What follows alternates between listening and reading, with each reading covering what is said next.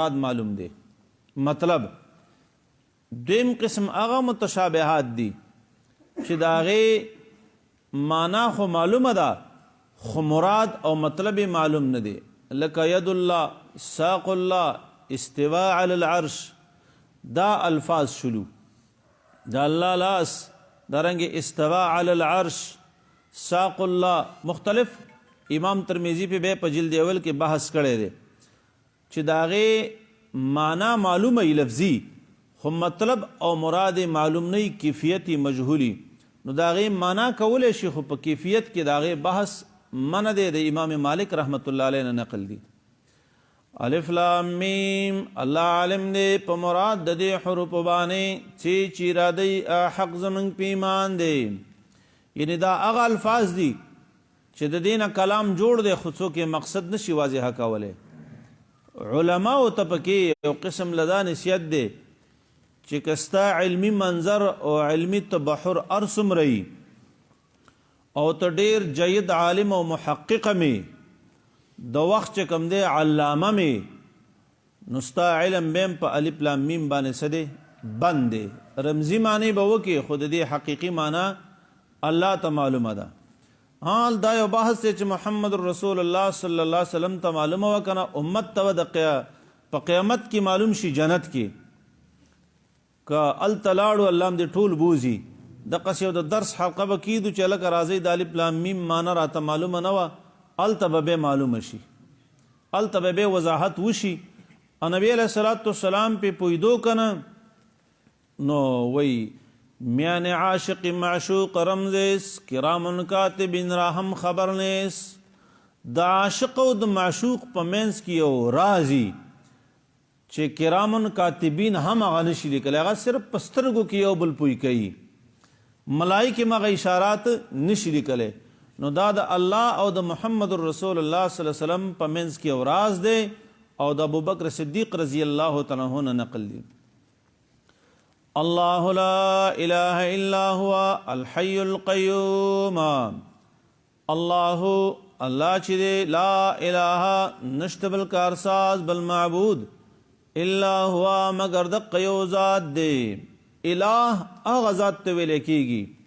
چې ټول اسباب دې ختم شي، ټول اسباب او د ټولو شیونو نه د یقین ختم شي او بیا په اسبابو نه وروستو داسې بل ذات نه چې هغه تعالی لاس درکړي او ستا آواز واوري. هغه صرف د اسمان مالک دی، د بادشاهانو بادشاه دی، د تمام جهان مالک دی. او دا چغه یونس علیه السلام د مئی په خېټه کې لګولې وه، لا اله الا انت سبحانك انی کنت من الظالمین. اسباب قطع د دنیا چې څومره اسباب دي، خېټه د مئی، د سمندر یخ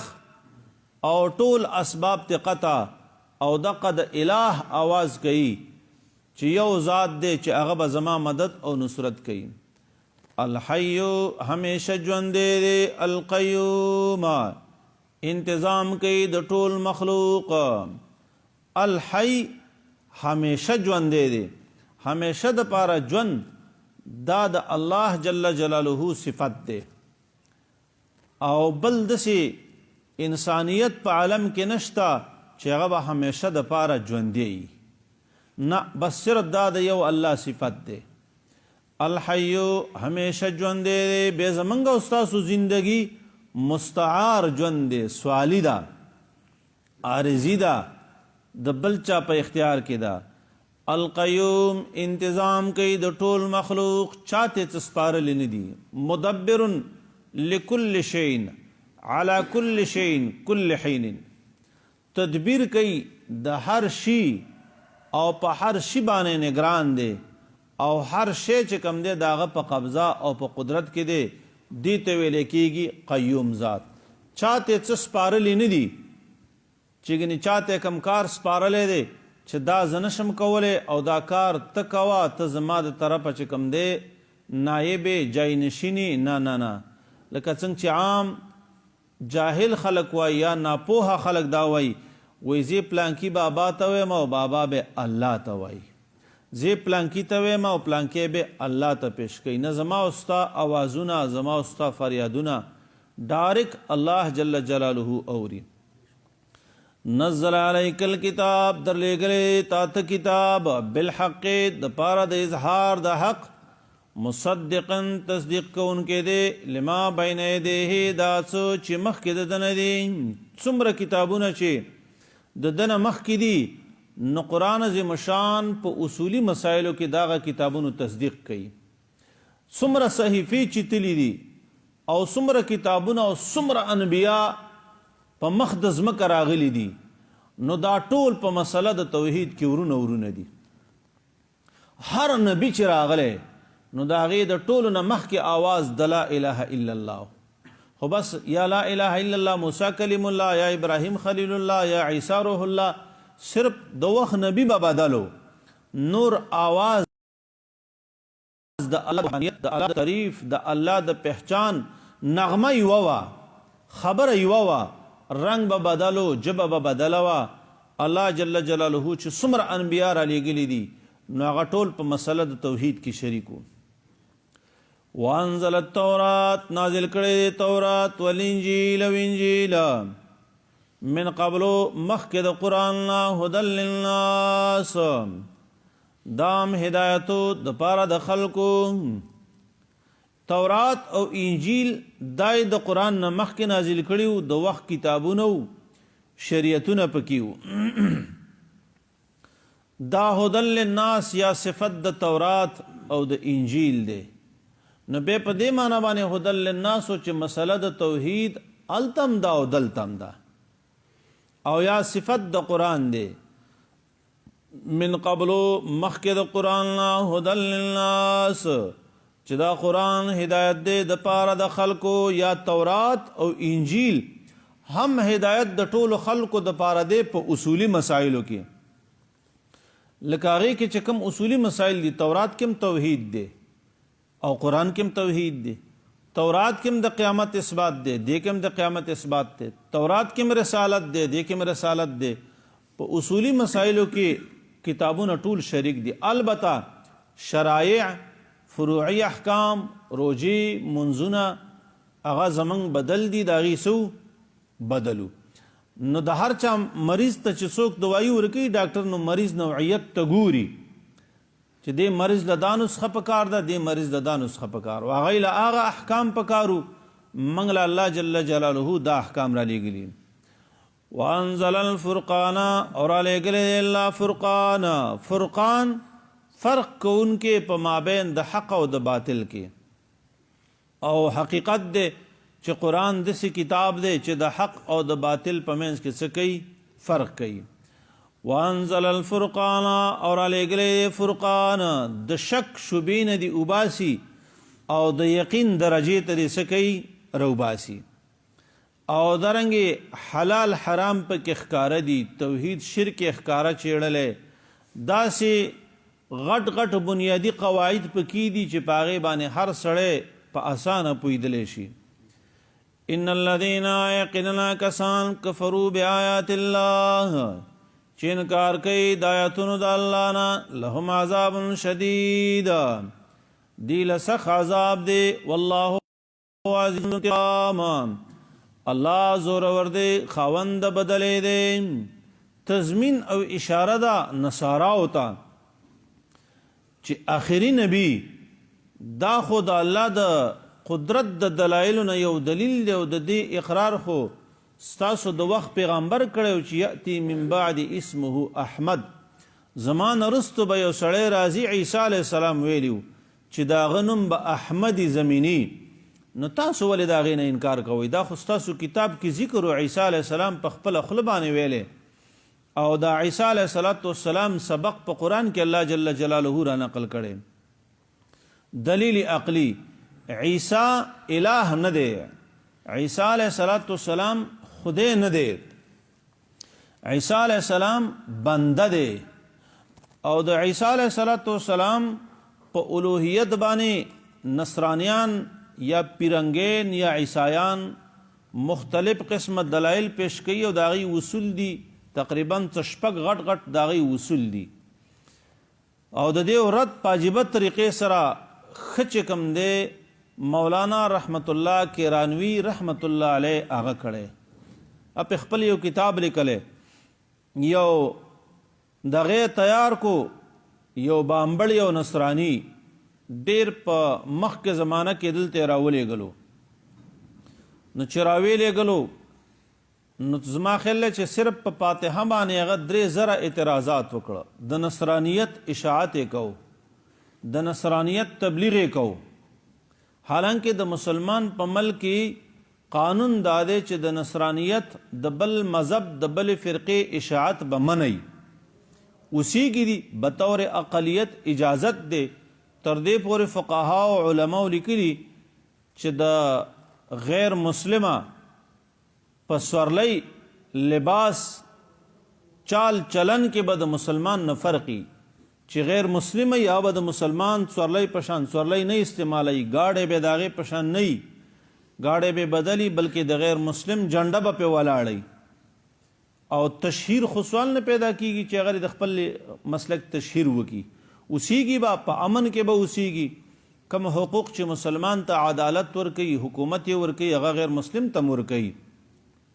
تحفظ دے تجارت دے معاملات دے لین دین دے دا ټول شته دی خو د خپل دین دعوت او تبلیغ او تشهیر دا بنئ دا به منئ پې نو چې کله دلته شکست وخوړلو د نصرانیانو هغه مشر نو بیا لاړی بل ملک ته نو دیو انګریزانو مشوره وکړله ویل چې بای دا دواړه مړه کوي د خپل نصرانی پادری مړ کوي او مولانا رحمت الله کیرانوی مړ کوي نو خپل خو یې ویستلو په څه طریقه باندې او مولانا رحمت الله کیرانوی پسې چې ورل د الله داسې نظام وایي ښه ورته ولاړو او دی نه لیدلو ښه ورته ورل دغه وخت چې کوم انګریزان شرطه او پولیسو هغه پسې ورل تپوس یې وکړو او نه لیدلو بیا یې دا ویستلو ایسته لاړی په افغانستان باندې مدینې منورې ته لاړی دا بل هم چېرته شرمېدلی لاړی نو چې کله لاړ بیا په هغه بل ملک یې فساد جوړ کړلو نو د مدینې منورې ته دغه ملک نه کسان رال ویل بای دقسې یو عیسائی دی او په قرآن باندې اعتراضات کوي نو رحمت الله کیرانوی په طریقې د ډاک سور ولېږلو د ډاک په طریقې سره یعنی یو اس به ولاړو 10 کیلومتره مزل به هغه وکړو بل به ورته ولاړو د ډاک په طریقې چې کله ورغی رحمت الله کیرانوی راپاڅېدو مخکې د په فاتحه 3000 اعتراض کړي وو ټول ولا هغه دوړه کړي وو دې پرې چې کله رحمت الله کیرانوی هغه ولیدو چې هغه اعتراضات وکړه دا ولا راپاڅېدو وایي دا د مناظرې ترتیب هم د سمندر په غاړه اساس کړی و چې کله رحمت الله کیرانوی ولیدو وایي هغه ویل چې زه اودس ماتوم لاړی او سمندر ته ځان څکو وارتو او ایسته په ځان په سمندر باندې لاهو کو هغه تقابل هغه مقابله اډوله ونه کړله بس هغه چې مړ دی خدای پاک سمندر ته غورځولی دی نو بیا هغه 2 جلد کتاب ولیکلو اظهار الحق مزیدار کتاب دی ښایسته کتاب دی او د مولانا رحمت الله کیرانوی په نوم باندې په مکه مکرمه کې یو زنانه یو یونیورسټي هم سازه کړې ده ډېر انتهایی قابل سړی او د عیسایت پرد کې ښکلی کتاب لیکلی نو دلیل عقلی دی او عقلا ثابتوي چې عیسی علیه السلام الہ نه دی ان الله لا يخفى عليه شيء في الارض ولا في السماء عقلی دلیل یقینا الله لا يخفى عليه نه پټي په دبانې شی څه شی فی الارض پخکت نظام کې ولا فی السماء نه په بر نظام کې الله داسې ذات دی چې ښکته او بر نظام کې په هیڅ خفي پټ نه پاتې کیږي هر شی د الله په علم کې عیان دی ښکاره دی ظاهر دی فی الارض ولا فی السماء دا نه ده ګنې چې اسمان زمین کې سدي دا پې پټ نه دی او بار د اسمان او د ځمکې نه چې سدي دا به پې پټي نه دا ظاهرا د انسانانو په اعتبار سره انسان ته په اسمان او ځمکه دا بره 2 نظام دی نو په دې کې د انسان نه چې څه پټ پاتې کېږي هم په دې کې پټ پاتې کېږي نو الله جل جلاله فرمایي عیسی علیه السلام الہ نه دی ځکه د اسمان او د ځمکې د نظام نه مکمل هغه خبر نه دی په اسمان او په ځمکه کې چې څه خفي نه دي نو هغه صرف په الله نه دي. عیسی علیه السلام پیغمبر دی، هغه ته د ځمکې او د اسمان د بر او ښکته ټول نظام علم نشته. او چې دارنګې عالم نه عالم الغیب نه په احوالو په ټولو احوالو نه پوهېږي، علمي محیط نه ذاتي نه، نو دغه الہ نشي کېدلی، دغه بنده دی. ان الله یقینا الله لا یخفی علیه شیء فٹ نه پاتې کېږي په الله باندې څه شی فی الارض په ځمکه کې ولا فی السماء نه په اسمان کې. بل عقلي دلیل والذي الله هغه ذات دی یصورکم فی الارحام چې شکل درکوي تصویر جوړوي تاسو ته ستاسو شکل شباهت جوړوي فی الارحام په رحمونو د میندو کې کیف یشاء څرنګه چې وغواړي. زمونږ دا ناس وجود دا 2 سترګې دا 15 انچي مخ او په دې 15 انچي مخ کې د دنیا بلا سپیر پارت ورته سوچ وکئ. 2 سترګې د دې د پاسه 2 وروځې د سترګو باڼه د دې نه لاندې د سترګو زیزمې پوزه شونډې دارنګې اننګي غاښونه ژبه تندی زنه دا په دې 15 انچي ځای کې دا دومره سپیر پارټ جوړول او قیمتي سپیر پارټ جوړول چې په یو سترګه کې په زرونو کیمرې لګي دي او بیا شاته سر دا ټول ګریډ سټیشن دی. ژبې ته خپله بجلی ورکوي، سترګو ته خپله بجلی ورکوي، دارنګې پوزې ته خپله قوت شامه ورکوي او دارنګې ژبې ته خپله قوت لامس څه شی ورکوي د څکه ذایقه هغې ته خپله ورکوي، شونډو ته خپله، غاښونو ته خپله. دا تصویر او دا شکل او دا مخ تاله د مور په رحم کې چا جوړ کړی؟ دې ته سوچ وکړه په دې 15 انچي مخ کې دونه سامان ځای کول او بیا ټول یو شان دی، یو شان. او څوک هم په راجا بازار کې دا نه وایي چې بل سړی ونیسي چې لکه زما مخ دې په ځان ایښی دی. حبرنقه ترې نه جوړېږي. حبرنقه بازار ته تللی او چېرته نه وتلی که نه پښه کې چېرته سره خطه اچولې وه چې ویل ورک نه شمه چېرته دې دغه نه راغلی و کلو نه، نو بل سړی د هغه د خپې نه سره خطه ایله شوې وه نو د بل سړي په خپه کې سره خطه وه هغې کلک نیولی ویل دا ته خو ته یې خو زه څه شومه، ته خو ویل ته یې خو زه څه شومه، زه خو ته خو حبرنقه شوې نو ویل زه څه شومه. د الله داسې نظام ته ګوره چې په دې 15 انچي مخ کې ستا ټول نظام الله ډېر ښکلی پاللی، ډېر ښکلی او دا مجموعه د محاسنو ده. ټول حسن په دې مخ کې دی. ګوره ښه الله جل جلاله فرمایي عیسی علیه السلام خو ما دغسې پیدا کړی د مور په رحم کې، اخو د مریم زوی دی، نو چې زه وله شکل ورکم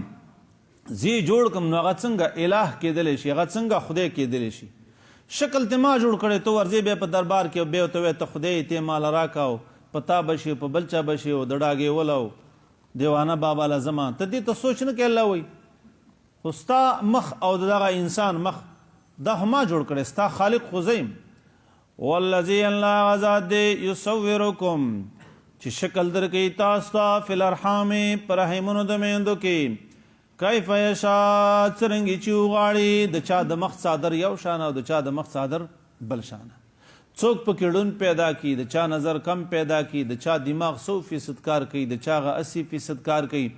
د ځینې پکې ژبه لاسي شي هغه کار نه کوي، ژبې نیمګړي، د چا پکې غوږونه کار نه کوي. الله دا زما خپل مشیت دی چې څوک څنګه واړم اقرنګ یې څه کومه جوړومه. لا اله نشته حاجت روا نشته دی کارساز الا هو مگر دقه یو ذات دی العزیز الحکیم غالب دی زور اور دی د حکمت والا ذات دی. اشاره د دې ته چې په هر شي باندې عالم ام الله دی او په هر شي باندې غالب چې کوم دی ام الله دی. او دې ته اشاره ده چې په دې صورت کې عقلي دلایل هم را روان دي چې څوک عقل لري، عقل سلیم لري، هغه ته به پته لګي چې عیسی علیه السلام خدای نه دی، عیسی علیه السلام عبد دی، بنده دی. ښه نو اوس د عیسی علیه السلام په باره کې چې راځي روح منه د الله د طرف نه روح دی یا یې چې کوم دی پلار نشته دی، نو خو به وایي انشاءالله د عیسی علیه السلام پلار نشته، خو د آدم علیه السلام نه پلار و نه مور وه. نو چې که دا د دې خبرې دلیل ګرځي چې پلار یې نه وي، نو بیا خو آدم علیه السلام ته الہ ویل غوښتل پکار دي. او د عیسی علیه السلام په باره کې چې کوم روح منه الفاظ راځي، نو د قرآن یا د آسمانی کتابونو الفاظ هغه په دوه تقسیمه دي، یو محکمات دي او یو څه دي متشابهات دي. والذی الله غزاد دے انزل علیک الکتاب، نازل کرے پتا بانے کتاب، در گلے دے تاتا کتاب، منو آیات محکمات، بعض داغینا آیاتون دی محکم مضبوط، ہن ام الکتاب، دا اصل دی کتاب دے، مرجع دی کتاب دے، اصل دی کتاب دے، ان اثبات دا مسائل دی نکی گی. وَأُخَرُ مُتَشَابِهَاتِ، او نو درنگی دی متشابهات. گورا رستو راضی چې متشابهات قرآن ټول متشابه دی، یو صورت کې دسی رستو راضی، بل صورت کې راضی چې نه قرآن ټول محکم دی، نه متشابه دو درې معنی دی. یو معنی د متشابه دا ده چې یو مضمون د بل مضمون سره ملتا جلتا دے، نو ټیک ده په دغه معنا باندې ټول قرآن متشابه دی. او یو معنا د قرآن د محکم دا ده د پوخ مضمون والا، مضبوط مضمون والا، نو په دغه معنا باندې قرآن ټول محکم دی. اب په خپل ځای صحیح دي، یو به په صورت زمر کې راشي، اب په خپل ځای باندې بالکل صحیح ده، او بل په صورت هود کې راځي. نو محکم په دې معنا چې د دې دپاره بل کتاب ناسخ نشته، صورت هود کې به راشي، بس دا کتاب دی، بل داسې کتاب نه راځي چې دا کتاب به منسوخ کی. محکم مضمون والا دی. متشابه چې یو مضمون د بل مضمون سره متشابه دی، صورت زمر درش کې به راشي، بالکل دا قرآن داسې دی چې د دې یو مضمون د بل مضمون سره لګي. او څه عجیبه انداز دی، هغه څلور مقاصد په صورت بقره کې دې ملګرو ویلي، هغه په یو طرز سویلی. اوس دغه څلور مقاصد په صورت ال عمران کې تا ته وایي، په بل رنګ یې درته پیش کوي، حالانکه خبره مقه ده خو رنګ یې څه دی بدل دی. نو ټیک شو، په دغه مطلب باندې متشابه دی. یو متشابه په دې ځای کې چې او محکم په دې ځای کې څه مطلب لري؟ د محکم مطلب هغه دی چې د هغې وضاحت پخپلئی او بلشی ته چې کم دی محتاج نه. ان الله علی کل شیء قدیر محکم دی. نزل علیک الکتاب بالحق محکم دی. یا ایها الناس اعبدوا محکم دی. یعنی مقصد واضح او متشابه په دې معنا باندې چې بل چاته محتاج ای په مقصد کې، لکه د متشابه دوه قسمونه تاسو ته ما ویل، لکه روح منه یا نور الفاظ دي. نو په دې قرآن کې هم داسې محکم شته چې د هغې مقصد معلوم دی، مطلب معلوم دی، او داسې متشابه شته چې هغه محتاج دی وضاحت ته. نو که علماء وضاحت کړی ډیره ښه ده، کنی وضاحت خپل علمي تبحر پکې استعمال کړی او بیا پکې توقف کړی دی. یا محکم هغې ته ویلی کېږي چې د هغې احکام حلال پکې بالکل ښکاری، او متشابه هغې ته ویلی کېږي چې ښکاره پکې نه. یا محکم ټول قرآن دی، او متشابه د صورت چې کوم اوایل دی، الف لام میم، الف لام را، الف لام میم صاد، دې ته متشابه وایي. یا محکم هغه چې الله جل جلاله بندگان په خپل مقصد باندې پوهه کړي. متشابه هغه دی چې الله جل جلاله په ځان غوره کړی، چاته معنی د دې نه دي ښودلي. په هر صورت محکم هغه دی چې معنی معلومه مراد معلومي. متشابه هغه چې یا معنی معلوم نه یا مراد معلومه نه. قرآن کې دا دواړه قسم شته دی، او په حدیثو کې هم داسې شته دی. لکه حدیث کې راځي چې د الله جل جلاله کلتا یدی یمینین، دواړه لاسونه د الله ښي دي. څنګه ښي دي؟ کما یلیق بشانه، څنګه چې د الله سره لایق دي. بس موږ په دې کې اخوا بحث نه کوو. یا د ترمذي شریف روایت دی چې الله جل جلاله د شپې په ثلث اللیل کې کتاب الصلات کې روایت دی د دنیا اسمان ته نزول کوي، نازلیږي. نو علامہ تقی عثمانی مد ظله العلیم په بحث کړي، نور علماؤں په بحث کړي، شیخ الاسلام ابن تیمیہ په هم بحث کړي، په مستقل رساله لیکلې د عقیدۃ الواسطیہ. به که څوک شیخ الاسلام ابن تیمیہ باندې د مجسمه او فتوا لګي یا کوي نو هغه قول دغه غلط دی، ځکه علامہ تقی عثمانی مد ظله العلی داغه ډیره دفاع کړي په درس ترمذی کې، او دا ویلي دي چې هغه په متشابه کې او داسې تحقیق لري او داسې جوور تحقیق لري چې هغه هیڅ هم نه دی کړی په دې زمانہ کې.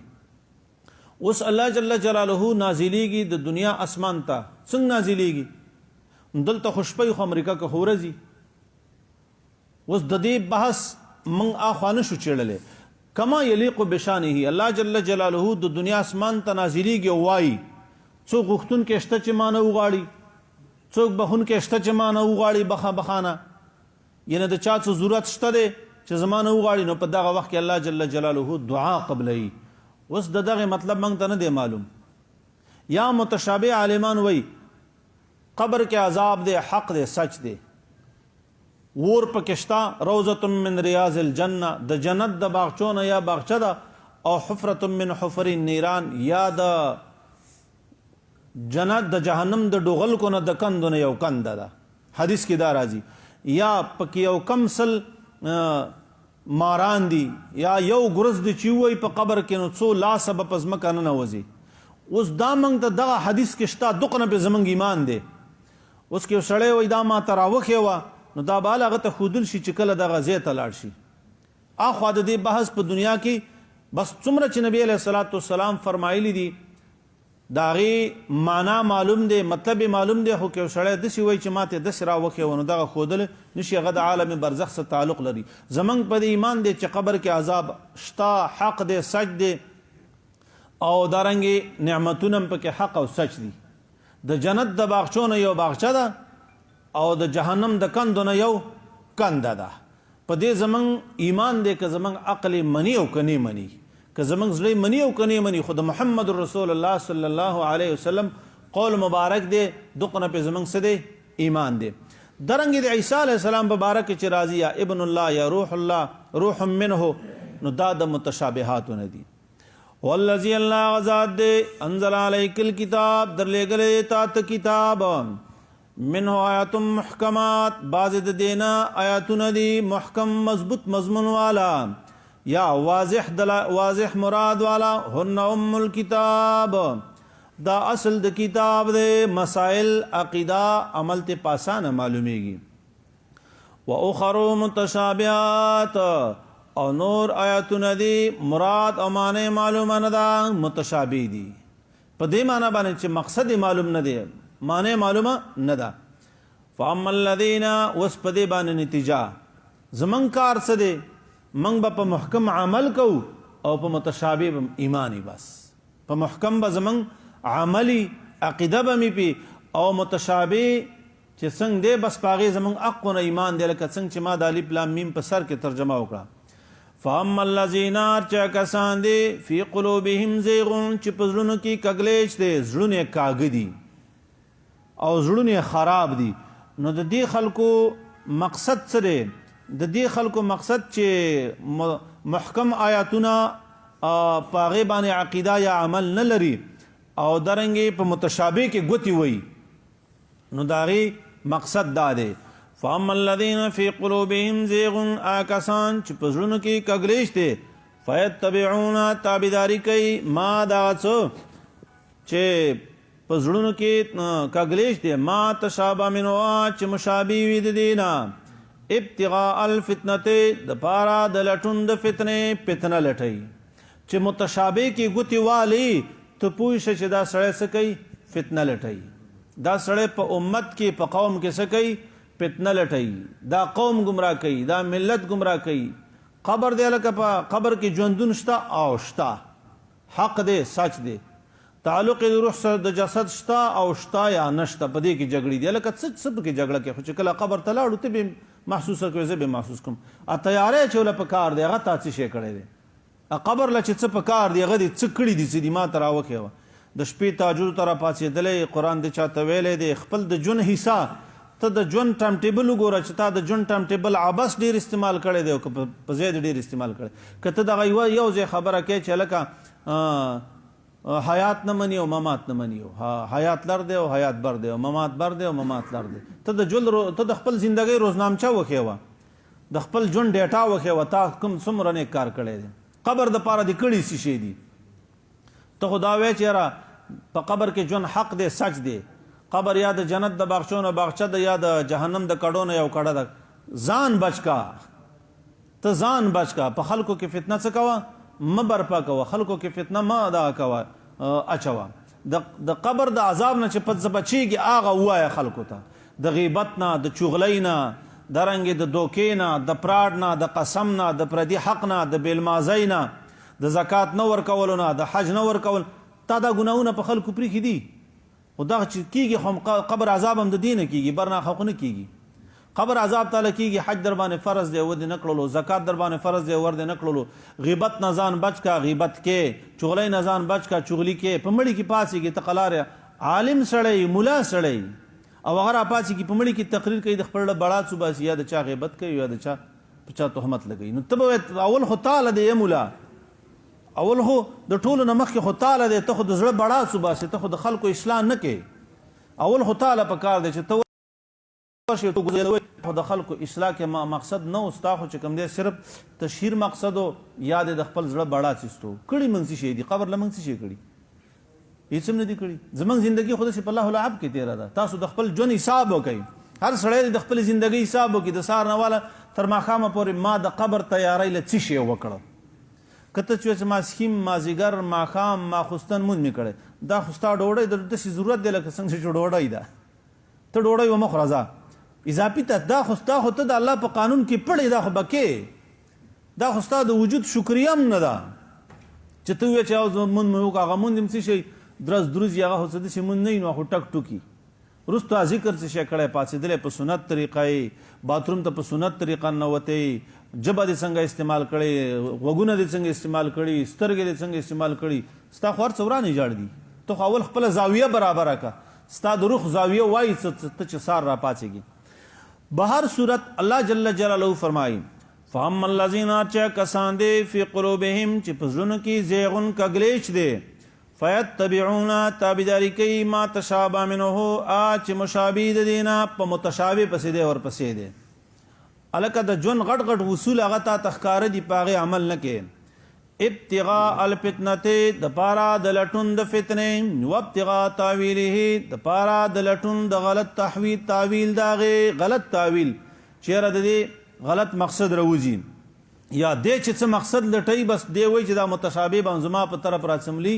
حالانکه متشابه کې د علماو اقوالی، د علماو پکې اختلافي.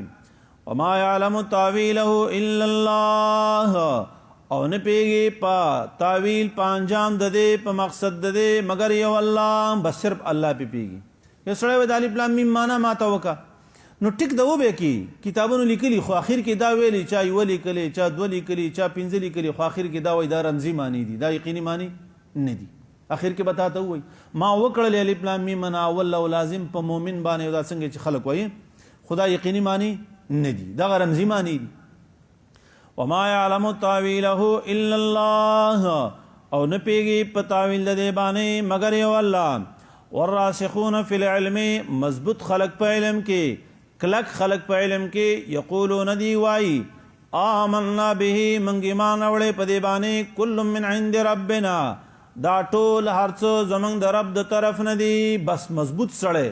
چې وایي عذاب قبر حق، جنت حق، جهنم حق، اخوا پل صراط دی لیدلی نه. که سوی چې څنګه دی بشر قاید کې لیکلي داسې دی هغسې دی هغې لیکلی اقو نه زمونږ په ایمان دی. اوس که ته وایې ما ته داسې په دې دغه باندې وتړه ناللۍ باندې، نو دغه خو موږ نه شو تا ته تړلی. خو بس پښتانه وایي که نه وایي د تورې نه تېره دی او د ویښته نه نری دی وایي بیت الودري نه خیال دی نه او بس حق دی تیارې ولا پکار دی زمنګ په ایمان دی جنت حق دی د قبر عذاب حق دی زمنګ په ایمان دی رسوخ په علم دی ته وایي چې محمد رسول الله صلی الله علیه وسلم څنګه ویل تی ومنه بس اوس ته پاغي کې چې کوم دی چخه کې ګوره دغه پکې وي چخنی پکې وي نه کیږي رسوخ په علم دا دی چې د کوم ځای پورې محمد رسول الله صلی الله علیه وسلم یو خبره کړې پازه پورې پته ایمان هم وساته او خلکو ته وایي چې د سیدا بيدا د سیدا کا خو په زما او عقل کار کوي کني کوي خو چې یو سړی سره رسوخ په علم نه یو د نه مسلې نه مسله جوړي نو هغه به فتنه لټي او بابا سعدي وای دغه نه چې کوم دی د دسي مسلو نه ځان ساتل پکار دي د دسي خبرې نه چې هغه کې هغه په خلکو کې فتنه او فساد څه کوي ورای دا غې نه وي مصلحت امیز جوړ کړي د صلح جوړ تی وي څه دي هغه خدي چې بهتر دي چې ته وې نبی علیہ الصلوۃ والسلام خانه کعبه ورانه ولا خدای تی ویل حضرت عائشہ رضی الله تعالی عنها ته ویل قوم دې نوې مسلمان دی ویل به وای چې خانه کعبه څه کړل ورانه کړل کرا روان کال پاتې شوم ویل دوه دروازې بوله جوړوم وس یو سړی منځ نه کوي او ته کیفیت د عذاب قبر کې او دا ته وای چې د روح د جسد سره تعلق شته او کنه شته الکه هغه مونږ کوي ته د روح د جسد هغه دغه او بس په قبر کې چې پرې وته مواره لم خدای د خیر کې او درز دوز دی پکې د دین ته څه خبره چې د روح د جسد سره تعلق شته او یا نشته یا به بهیر کی یا بنئ بس دلته ژوندې دی کنه قبر کې ژوندې دی صحیح د قبر ژوند دی بس خو ته اول ځان دا ته برابر کړه چې هغه مونږ نه کوي بیل مازه دی د سره نمانځل ځین جمعات ته مخه نه ده هغه ټول ورځ دروغ وایي ټول ورځ د ګناونو تصویران ګوري او ټول ورځ د هغه سترګې چې کوم دی په غلط زبانه نظر پرې باسي تاول هغه ته د اتفاقی خبره وکا به هر صورت رسوخ په علم دا دی چې ته سړی په طریقه سره پوهه کی بادشاہ وي خوب ولیدو په خوب کې کتلی چې ټول غاښونه مې وتل نو عالم یې راوغوښتو ول ته پوښتې ته وکړل خوب مې لیدلی دی چې ټول غاښونه مې وتی دي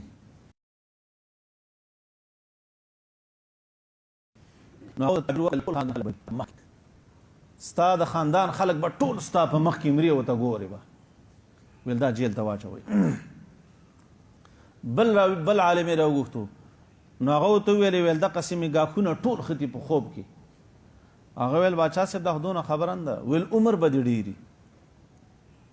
ویل عمر به دې څه وایي پوه پې شولی خبره یوه ده خبره څه ده یوه ده خو هغه یوه په داسې طرز وکړه په جارحانه انداز سره خو چې عمر د ډېرو دا نور به ټول ستا په مخ کې مري که نه خو هغه په بدل انداز سره وکړله ده په بدل انداز سره وکړله ویل صحیح ده الله دې وبخښه الله دې څه ډېر ښه وکړي د ده نه خوشحاله شو هغې څه کړو جیل ته واچو 3 شی یو دی خو دونه ده چې چا سره رسوخ په علم وي که نه بیا چې په مړي کې ملا صاحب پاڅېږي او بیا جنازه یې او په هغې کې ورته خاتم ځلیږي را ځلیږي خدای مو بخښه فرقه راښکاره شوې ده خدای دې فرقې صغر کړه چې فرقې صغر شي دغه یو مسلمانان دي مخکې به دې ګډې وړې ویلې دغه 15 وخته مونځ یې ټولې کوي یوه فرقه هم نه ده راښکاره شوې فرقه راښکاره شوې ده او دا نه مني او دا نه مني او دا نه مني او دا نه مني ته به حیران شې چې دا ټول څه نه مني نو صحیح ده دا خو د مرګ دی چې پر ځای کې هیڅ فرقه نشته دی ته پکې وانه وي فرقه چې رسوخ په علم د نشته دی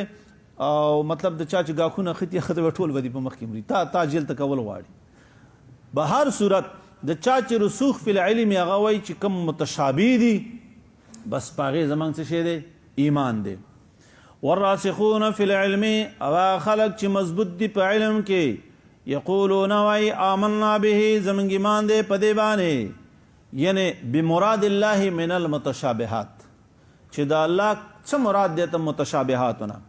کل من عند ربنا دا ټول زمونږ د رب د طرف نه دي وما يذكر الا اولو الالباب او نصیحت نه حاصلوي مگر خاوند خالص عقلونو دعا د استقامت دعا بکې ځکه چې دی وخت کې خلک خوېږي ربنا اے رب زمنګا لا تزغ قلوبنا مکه زړونه زمنګا او نبی علیہ الصلوۃ والسلام بدا دعا کولا په سجدو کې به مودا دعا کولا یا مقلب القلوب ثبت قلبي على دينك یا مصرف القلوب صرف قلبي على طاعتك ربنا اے رب زمنگا لا تزغ قلوبنا مکه گئی زړونه زمنگا بعد از هدیتنا پس داغینا چې تا هدایت کړې مونږ ته ابنا د خپل طرفنا رحمت توفیق او ثبات په حق باندې انک انت الوهاب یقینا تبخن کے ذات بغیر بدلا بے بدلا یعنی تدسی وهاب ذات چې د چانه غواړي نه خو ور کوي ربنا اے رب زمنگا انک جامع الناس یقینا تبجمع کے خلق لرا الیوم فی یوم پاورس کی لا ریب فیہ چشک نشترے پدے کے بس اللہ جل جلالہ با طول خلق جمع کئی پورز د محشر بانے پا قیامت کی ان اللہ لا یخلف المیعاد یقینا اللہ خلاف نکی دخپل وعدینا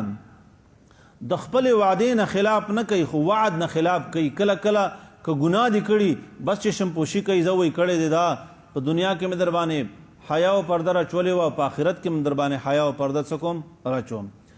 ان الذین یقینا کسان کفرو چینکار کڑے دے کفر کڑے دے لن تغنی عنہم اموالہم فیدہ بورن کی دیتا مالون دی واولا اولادهم نا اولاد دی من اللہ دا عذاب دا اللہ نا شئینت شے اولائک هم وقود النار دا کسان خشاک دے دور کدا بیال فرعونا حال دی پشاند حال دا فرعونیانو دے والذین او دا کسانو دے من قبلهم چی دی نمخ کیو کذبو بی آیاتنا چی دروغ جنی گرنیو زمنگ آیاتونا نو انجام یې څه شو د فرعون یا د فرعونیانو شان ته چې څوک فاخذهم الله ونیول الله دی لرا بذنوبهم په سبب د ګناهونو باندې ګوره سبب اوس الله ذکر کو اسی دی الله نه نیسی فاخذهم الله ونیول الله دی خلق لا بذنوبهم په سبب د ګناهونو باندې والله شدید العقاب الله د سخت عذاب والا ذات دی واخر الدعوانا الحمدلله رب العالمین یا الله زمون گناهونه معاف کی الله رحم را باندې وکي الله جل جلاله صغیر او کبیر گناهونه معاف کی الله پټ او ښکارا گناهونه معاف کی الله د شپې او د ورځې گناهونه معاف الله تعالی رضا شي فهم په قرآن او سنت راکي الله علم د قرآن او د سنت راکي الله آخري خاتمه په ایمان کې سم چې ویل الله سم واورید الله د عمل کولو توفیق فراله راکي الله د دنیا او د آخرت ښېګړې راکي د دنیا او د آخرت د ټولو شرونو نه الله په امن او امان کې وساتي صلی الله تعالی علیه جزاکم الله